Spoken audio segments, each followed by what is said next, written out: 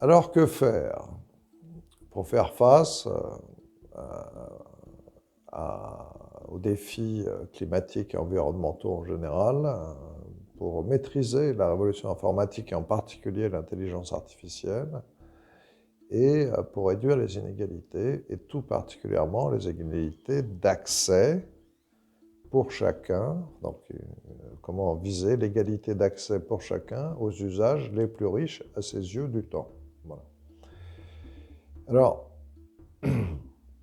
ouais, tout d'abord, il faut être conscient qu'il va falloir opérer un grand basculement de nos usages du temps, du secteur marchand, vers un secteur d'activités qui vont produire beaucoup plus de biens publics et qu'on peut qualifier de soins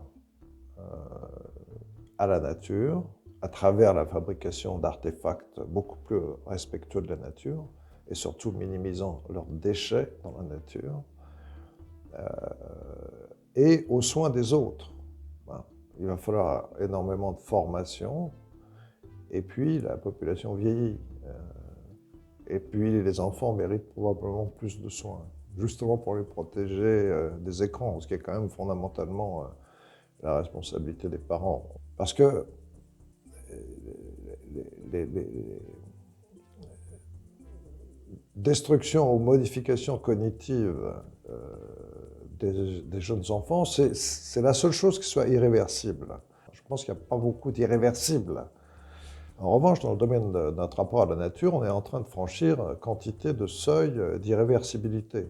Or, éviter l'irréversible, c'est au cœur de mon critère de justice, parce que si on évite l'irréversible, on évite à des gens une restriction de leur liberté.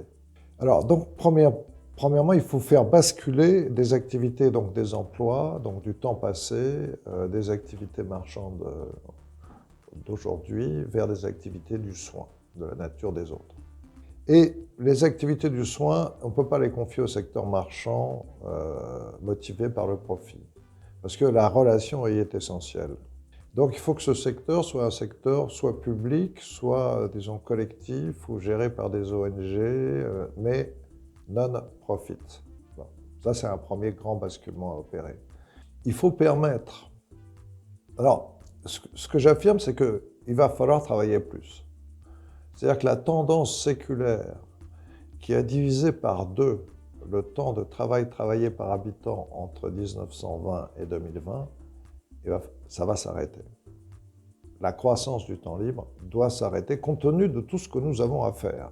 Ce qui rend d'autant plus essentiel que la qualité, c'est le deuxième front, si vous voulez, l'intérêt intrinsèque du travail marchand, qui va globalement augmenter, s'améliore pour que les gens acceptent, trouvent plus d'intérêt dans le travail marchand, au lieu de se dire, comme c'est souvent le cas aujourd'hui, la vraie vie est ailleurs, dans le temps libre.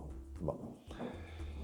Mais néanmoins, puisque le critère, c'est de la liberté, il faut permettre à certains, s'ils acceptent de vivre très sobrement, de ne travailler que 2 heures par semaine, ce qui était l'objectif que Keynes, dans une célèbre conférence de 1930, pensait parfaitement possible pour 2030. 3 heures par jour, 2 jours par semaine. En gagnant un revenu décent qui leur permette de vivre, certes sobrement, mais qui leur permette de vivre. Là, je pense que c'est le deuxième objectif fondamental, et un des moyens essentiels de l'atteindre, c'est de faire en sorte que les prix d'entrée de gamme de tous les artefacts et services qui sont indispensables à une vie décente, ce qui comprend aujourd'hui le smartphone et un moyen de mobilité, il faut que ces prix baissent. Donc il faut qu'on produise des artefacts qui soient conçus pour, fabriqués de façon durable pour l'environnement, conçus pour être durables en termes de temps, réparables, recyclables. Et donc, les prix seraient plus bas. C'est ça qui permettrait, en ne travaillant que 2 jours par semaine, d'avoir une vie sobre mais décente. Je pense qu'il faut ouvrir cette possibilité. Voilà. Alors, ensuite, j'ajoute quelques détails qui, pour moi, sont de l'intendance sur la fiscalité. Ce n'est pas sans importance, mais je pense que si on est clair sur les objectifs, la fiscalité, ce n'est jamais qu'un moyen. Et je préconise une taxation sévère des très gros patrimoines à la succession en leur offrant la possibilité de créer des fondations, non pas de donner l'argent à l'État, mais de créer des fondations qui, sur contrat avec l'État, produiraient des biens publics. Ce qui introduirait une saine émulation entre ces fondations, des ONG et l'État lui-même dans la fourniture de biens publics et de biens de soins. Voilà, on bénéficierait du seul intérêt du secteur privé qui est la compétition et l'innovation, mais dans la sphère de production d'activités de soins.